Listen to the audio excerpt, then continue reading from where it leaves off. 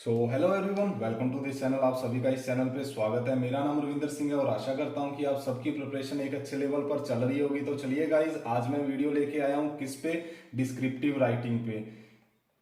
Descriptive writing पे लेके आया हूं। आपको भी पता है जो डिस्क्रिप्टिव है ये IBPS PO and SBI PO में आता है। एसबीआई पीओ की अगर मैं बात करूं तो ये 50 मार्क्स का आता है एंड आईबीपीएस पीओ की बात करूं तो 25 मार्क्स का आता है। लास्ट के 2 साल से मैं टेलीग्राम पे ऑनलाइन में प्रैक्टिस करवाता था स्टूडेंट्स को। मेरे भी आईबीपीएस पीओ में अच्छे नंबर आए हैं एंड स्टूडेंट्स का भी फीडबैक अच्छा आया है। तो इस साल थोड़ा सा जल्दी मैं स्टार्ट कर रहा हूं और इस साल मैं 40 आपको लेटर करवाऊंगा और 40 आपको ऐसे करवाऊंगा, ताकि आपके IBPS PO and SBI PO mains तक अच्छी आपकी प्रिपरेशन हो जाए। गाइज, अगर कोई भी स्टूडेंट आईबीपीएस पीओ या एसबीआई पीओ पर फोकस कर रहा है तो उसके लिए डिस्क्रिप्टिव राइटिंग मस्ट है। अगर आप ये सोचो कि मैं प्री दे के राइटिंग कर लूंगा, पास तो हो जाओगे बट अच्छे नंबर नहीं ले पाओगे। जो भी स्टूडेंट्स आईबीपीएस पीओ या एसबीआई पीओ में सिलेक्ट हुए हैं तो उनसे पूछ लेना कि डिस्क्रिप्टिव राइटिंग फाइनल रिजल्ट में कितना मेजर रोल प्ले करती है। तो चलिए, आज ओनली इंट्रोडक्शन क्लास है। आज मैं आपको बताऊंगा कि राइटिंग कैसे करनी है। ऐसे नहीं कि ऐसे कैसे लिखना है या लेटर कैसे लिखना है। राइटिंग अपने को राइटिंग करने के लिए क्या क्या अपने पास टॉपिक होने चाहिए। तो चलिए स्टार्ट करते हैं। सबसे पहले कि डिस्क्रिप्टिव राइटिंग के लिए सबसे पहले अपने पास एक हैबिट होनी चाहिए, वो होनी चाहिए रीडिंग हैबिट होनी चाहिए। अब रीडिंग हैबिट क्यों होनी चाहिए, इससे अपनी दो चीजें अपनी सॉल्व होती है। सबसे पहले तो अपने कोई भी आरसी, देखो यार, बैंकिंग इंग्लिश में only RC major role play करता है अगर आपने मैक्सिमम नंबर लेने हैं। तो रीडिंग हैबिट आपका एक तो आरसी सॉल्व करने में आपके लिए हेल्पफुल रहेगी और दूसरी राइटिंग के लिए रहेगी। ठीक है, अब रीडिंग हैबिट तो होनी चाहिए। इसके बाद अपने पास राइटिंग हैबिट भी होनी चाहिए कि कुछ ना कुछ आप, यार देखो, व्हाट्सएप पे सबसे बताते हो, टेलीग्राम पे आप चैट करते हो, इतने इतने ग्रुप बने हुए हैं, तो आप हिंदी लिखने की बजाय, अपनी लैंग्वेज लिखने की बजाय आप इंग्लिश में छोटे छोटे सेंटेंस बना के भी अगर आप भेजोगे ना तो आपकी ये इंप्रूव होगी। मेरी भी राइटिंग कैसे इंप्रूव हुई, मैं चाहे गलत हो चाहे सही हो, आज से 3 साल पहले मैं भी ऐसे भेजता था। ग्रामेटिकल भी एरर्स बहुत होती थी, बट यार अपन अगर जब तक गलतियां नहीं करेंगे तो अपन सीखेंगे क्या। तो राइटिंग, अब कोई भी आप मैसेज भी करो तो इंग्लिश में अगर आप सेंड करोगे तो वो फायदा रहेगा। रीडिंग हैबिट भी होनी चाहिए, राइटिंग भी, आपको छोटे छोटे सेंटेंस आपको बनाने आने चाहिए, सॉरी गाइज। और इसके बाद अपने को न्यूज़पेपर तो पढ़ना ही पढ़ना है। अब न्यूज़पेपर अपनी क्या हेल्प करता है, तो it will help you gather ideas for the ऐसे। मतलब अगर अपन न्यूज़पेपर का छोटा सा भी कोई भी अपने ऐसे छोटा सा कोई भी अपने पैसेज पढ़ते हैं तो एक अपने को आइडिया मिल जाता है कि ये बंदा बोल क्या रहा है। और जो भी अपने आर्टिकल पढ़ा है ना, उस आर्टिकल को अपनी लैंग्वेज में लिखा करो। ऐसे नहीं कि यार मैंने पूरा 500 वर्ड का कोई भी आर्टिकल पढ़ लिया, अब छोड़ दो, बस मेरी डिस्क्रिप्टिव राइटिंग हो जाएगी, पता है कि ऑथर क्या बोलना चाह रहा है। ऐसे नहीं है। जैसे कोई भी अभी कोप 27 कहाँ होगा, इजिप्ट में होगा, और कोप 26 कहाँ हुआ था, आप मुझे बताना कोप 26 कहाँ हुआ था। तो इस पे कोई भी आर्टिकल आया है तो इसको अपनी लैंग्वेज में करो। और इसके बाद जो चीज आती है वो आती है प्रैक्टिस की। अब प्रैक्टिस देखो यार, ऑफलाइन A4 साइज पे प्रैक्टिस मत करना, क्योंकि उधर भी अपना एग्जाम कैसा होगा, ऑनलाइन होगा। तो अपने को ऑनलाइन प्रैक्टिस करनी है, तो ऑनलाइन प्रैक्टिस के लिए टेलीग्राम ग्रुप में जुड़ना। तो बहुत जल्द मैं आपको स्टार्ट करवा दूंगा। अभी स्टार्ट नहीं करवा रहा हूँ क्योंकि अभी तो मैं आपको वीक में 2 या 3 ऐसे और 2 या 3 लेटर आपको यूट्यूब पर करवाया करूंगा। और जैसे ही अपना एग्जाम आरआरबी पीओ हो जाता है तो डेली बेसिस पे अपने मैं प्रैक्टिस भी आपकी करवाया करूंगा और खुद मैं चेक भी किया करूंगा। अब देखो, रीडिंग हैबिट भी होनी चाहिए, राइटिंग भी होनी चाहिए, न्यूज़पेपर तो मस्ट पढ़ना ही पढ़ना है। अगर आपने द हिंदू नहीं पढ़ना तो द इंडियन एक्सप्रेस पढ़ लीजिए करिए, वो बेटर रहेगा आपके लिए। फिर अपने को प्रैक्टिस करनी है। इसके बाद जो भी न्यूज़पेपर में अपने वर्ड पढ़े हैं, जिसे वोकेबलरी बोलते हैं, वोकेबलरी को अपने वर्ड्स में पहले गूगल करिए कि उसका मीनिंग क्या, बाद में अपने वर्ड में सेंटेंस बना के लिखा करो। ऐसे नहीं कि यार गूगल में जो सेंटेंस बना हुआ है उससे आपको समझ आएगा। अगर आप अपने वर्ड में सेंटेंस बनाते हो ना तो आप अच्छे से समझ पाओगे कि वो वर्ड का एक्चुअल में मतलब क्या है। और इसके बाद अगर मैं बात करूं, कोई भी अपने पास ऐसे आता है तो सबसे पहले अपने को ढंग से वो जो भी इंस्ट्रक्शन है, जैसे आईबीपीएस पीओ या एसबीआई पीओ में कोई भी अपने पास आ गया है तो ढंग से उसको पूरे क्वेश्चन को पढ़ना है कि ये बंदा पूछ क्या रहा है।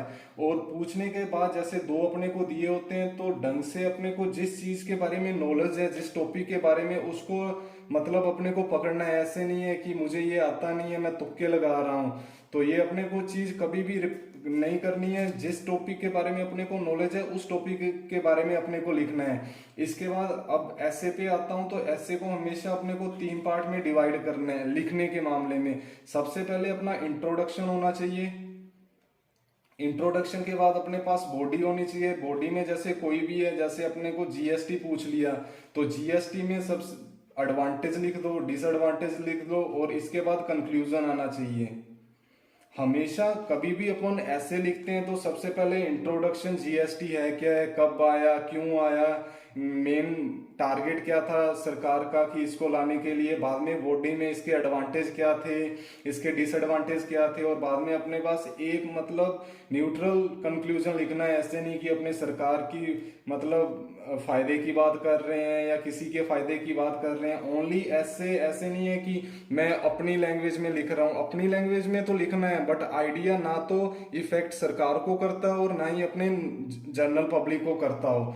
और ये हो गया इंट्रोडक्शन अपने को करना है, फिर बॉडी एंड फिर कंक्लूजन। तो ये ऐसे था। और कुछ बातें ऐसी है जो आपको नहीं करनी है। कौन कौन सी है? एक तो यार ज्यादा है ना फ्लोरी लैंग्वेज नहीं यूज करना कि आप ईडियम्स लिख रहे हो, मतलब चाहे वो एग्जामिनर को ना ही आए तो ऐसे अपने को नहीं करनी है। एकदम सिंपल सेंटेंसेस लिखने हैं, सिंपल लैंग्वेज में लिखना है। उसके बाद कोई भी चीज रिपीट नहीं करनी है। ऐसे नहीं है कि ऊपर जीएसटी बोल दिया कि 1 जुलाई 2017 को जीएसटी आया था, लास्ट में फिर लिख दिया कि 1 जुलाई 2017 को जीएसटी आया था। तीसरा पॉइंट की अगर मैं बात करूं तो तीसरा पॉइंट में अपने को ग्रामर मिस्टेक नहीं करनी है। सबसे ज्यादा नंबर ग्रामर मिस्टेक ही करते हैं, ठीक है। और उसके बाद अगर जितना भी हो सके सिंपल सेंटेंसेस लिखने। सिंपल सेंटेंसेस लिखोगे तो अच्छा रहेगा आपके लिए भी और चेक करने वाले के लिए भी। अगर हो सके तो आप एग्जाम्पल भी दे सकते हो, एग्जाम्पल दोगे तो अच्छे नंबर आपको मिलेंगे। तो ये चीजें थी जो आपको रिपीट नहीं करनी है। एक तो फ्लोरी लैंग्वेज यूज नहीं करनी है, एक अपने को कोई भी चीज रिपीट बार बार नहीं करना है, ग्रामर मिस्टेक अपने को नहीं करनी, सिंपल सेंटेंसेस लिखने as much as you can and उसके साथ आप एग्जांपल भी दे सकते हो। तो ये थी एक राइटिंग। अगर आपको राइटिंग के ये टिप्स पता चल गए ना तो चाहे एसे हो चाहे लेटर हो आप इजिली कर पाओगे। देख लीजिए रीडिंग आपको हैबिट डालनी पड़ेगी। अभी 2.5 मंथ है IBPS PO and SBI PO mains के लिए, तो रीडिंग हैबिट अगर आपकी अच्छी है तो आरसी भी सॉल्व कर पाओगे, राइटिंग भी, डिस्क्रिप्टिव राइटिंग में भी आप अच्छा कर पाओगे। फिर अपने लैंग्वेज में राइटिंग किया करो। न्यूज़पेपर पढ़ना तो जरूरी है, उससे अपने को एक आइडिया हो जाता है कि हाँ ये आर्टिकल बोलना क्या चाह रहा है। वो कैब लिखा करो, अपने सेंटेंसेस बना के लिखा करो। और अगर ऐसे की बात करूं तो तीन चीजों में आप डिवाइड कर लिया करो, introduction, body and conclusion. And flowery language का अपने को यूज नहीं करना है, सिंपल सेंटेंसेस बनाने, कोई भी चीज अपने को रिपीट नहीं करनी है, ग्रामर मिस्टेक अपने को नहीं करनी है, और अगर हो सके तो आप एग्जाम्पल भी दिया करो। तो ये तो अपना हो गया ऐसे का। अभी मैं आपको बताता हूँ लेटर का कि लेटर अपने को कैसे लिखना है या क्या करना है, ठीक है। तो ये अपने लेटर करेंगे। लेटर में सबसे पहले अपने क्या होता है, सेंटर का एड्रेस होता है। ये सब जब प्रैक्टिस करोगे आपको आ जाएगा, ठीक है। और ये जो भी एड्रेस होता है ये फेक एड्रेस होना चाहिए। ऐसे नहीं कि आप अपना ही एड्रेस दे रहे हो। मैं इधर एग्जांपल भी दे दूंगा, बाद में होनी चाहिए, क्या होनी चाहिए, डेट होनी चाहिए, ठीक है। स्पेस इधर देके फिर स्पेस दिया, फिर जो भी रिसीवर है रिसीवर का एड्रेस होना चाहिए।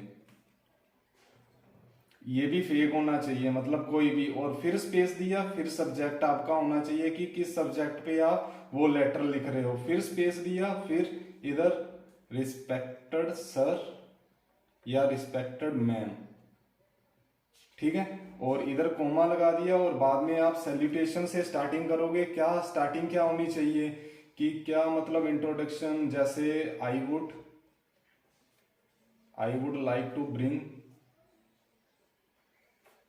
to your notice कोई भी, आगे आप कुछ भी लिख सकते हो। तो या ऐसे स्टार्ट करोगे, बीच में आप बॉडी दे देना कि किस लेटर क्या आप समझाना चाह रहे हो, तो उसको अच्छे से एक्सप्लेन कर देना। एंड लास्ट में कंक्लूडिंग, ये अपना सब बॉडी आ गया। जब अपना कंक्लूडिंग पैराग्राफ आता है ना, तो आप क्या लिखोगे, तो लिख देना I hope that you will take the necessary steps. ये लास्ट में लिखना है, ओनली पॉजिटिव चीजें चलना है। बाद में अपने को साइनिंग ऑफ करना है। साइनिंग ऑफ में क्या लिखोगे, यूअर्स फेथफुली, यूअर्स फेथफुली, और नीचे नाम, जो भी आप सेंटर का नाम, इधर जो नाम और इधर ये दोनों सेम होना चाहिए। ठीक है, तो ये एक लेटर का यार सिंपल सा, ऐसा कोई हार्ड एंड फास्ट कोई भी रूल नहीं है कि आपको ये करना है या वो करना है, कुछ नहीं है।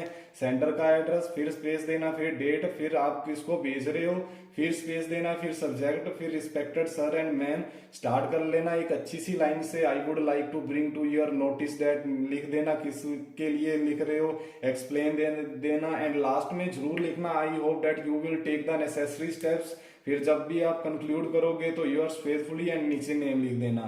तो ये एक सिंपल सा मैंने आपको आइडिया दिया है कि लेटर कैसे लिखना है एंड डिस्क्रिप्टिव कैसे, अपने को ऐसे कैसे लिखना है। इसमें डिस्क्रिप्टिव में कोई हार्ड एंड फास्ट रूल नहीं होता है गाइस। जितनी प्रैक्टिस करोगे उतने ज्यादा नंबर लोगे, जितनी प्रैक्टिस करोगे उतने कम मिस्टेक करोगे। अब ऐसे तो है नहीं है कि मेन से 2 दिन पहले आप 2-4 पढ़ के चले गए, नहीं। अगर आप डिस्क्रिप्टिव को आधा घंटा भी देते हो तो then you can gain good score. ये तो मेरा खुद का पर्सनल एक्सपीरियंस है, और लास्ट के 2 साल से मैं खुद डिस्क्रिप्टिव करवा रहा हूं, तो मुझे भी एक अच्छा नॉलेज, क्योंकि मुझे राइटिंग का बहुत बहुत अच्छा क्रेज है, तो करके मैं आपकी इसमें हेल्प कर सकता हूं। तो चलिए इस चैनल को सब्सक्राइब कर लेना, जब भी वीडियो आए वीडियो देखना, एकदम अच्छा कंटेंट मैं आपको प्रोवाइड करूंगा। और जब भी ऑनलाइन प्रैक्टिस करवाऊंगा तो मैं टेलीग्राम पे आपको इन्फॉर्म कर दूंगा। तो मिलते हैं अगली किसी वीडियो में, तब तक के लिए जय हिंद, जय भारत गाइस, बाय बाय।